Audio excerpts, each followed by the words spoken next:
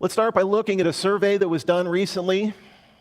According to a survey of over 700 professional philosophers, what are the two things that the majority of these philosophers had in common? Number one, 76%, about 3 out of 4, were affirmative of naturalism.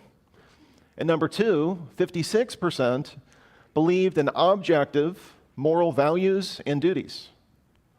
So, what we're talking about here tonight is not that naturalists, people who are naturalists, cannot affirm or practice moral values and duties. In fact, many of them do, the majority.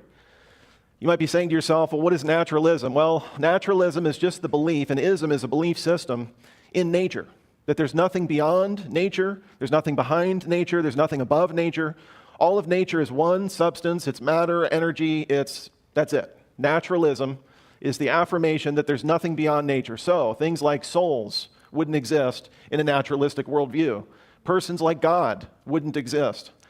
So naturalism is just the belief that there is nothing outside of nature. What do we mean when we say objective? Objective is in contrast to subjective. Objective claims deal with the object, what's out there. Subjective claims deal with the subject, what I think about the object. Let me give you an example. Mint chocolate chip ice cream is green. Am I talking about the subject, myself, or am I talking about the object? Object, good. Great, 3 people got that. Okay, great. I'm talking about the object. I'm making a truth claim about the ice cream. Now, if I said I really like mint chocolate chip ice cream, what is that? A subjective claim. I'm speaking about the subject.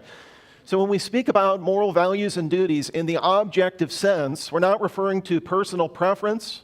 We're not referring to the subject, we're referring to the object. Let me make this very clear.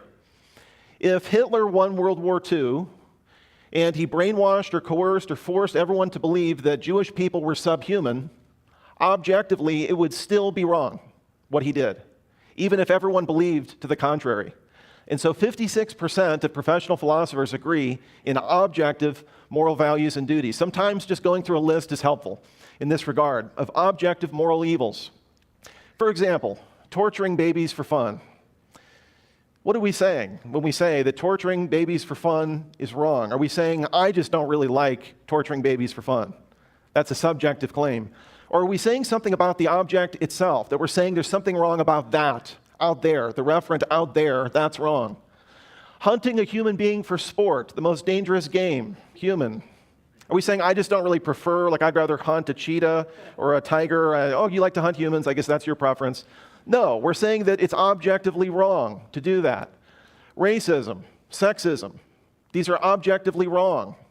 Think about before African Americans were given rights through the Emancipation Proclamation. Did they have those rights before those judicial warrants were given? Were these created or were they discovered? If you're a subjective moralist, you believe that those were created, that a second before that proclamation was given, they didn't have those rights, and a second after they did. If you believe in objective moral values and duties, you believe that they weren't created, but rather that they were discovered. Torturing babies for fun, hunting human beings for sport. Nickelback.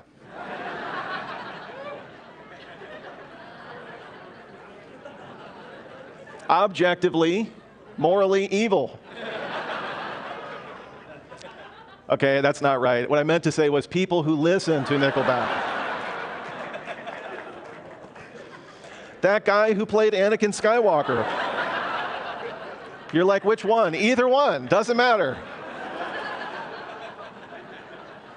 Okay, you're laughing at those last two. Why did you laugh at the last two? Because those are subjective claims. The first 3 are objective, the second 2 are subjective. So what we're doing here is we need to not only define our terms, but we're making an important qualification. The qualification is this, that naturalists, that is people who affirm naturalism, naturalists can affirm and practice objective moral values and duties.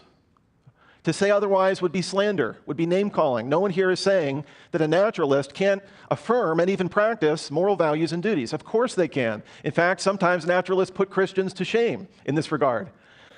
What we're saying to the contrast is this: naturalism cannot account or support objective moral values and duties. If you're a philosopher, this is the difference between epistemology, how we know these things to be true, versus ontology, What's their foundation? How do we know that it actually exists? Let me put this a different way. You don't need to believe in God to affirm objective morality.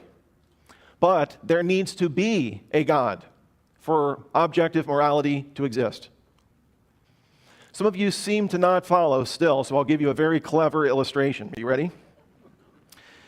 You're sitting with your friends later tonight, you're palling around, you're hanging out, and you're like, bro, what should we do? And he's like, bro, let's just do something fun. And you're like, bro, are you thinking what I'm thinking? And he's like, bro, I think so. And he says, let's put on some music. You're like, bro, yeah. What are you thinking? You thinking what I'm thinking? Let's put on some Beethoven. You're like, yeah, some Ludwig von Beethoven.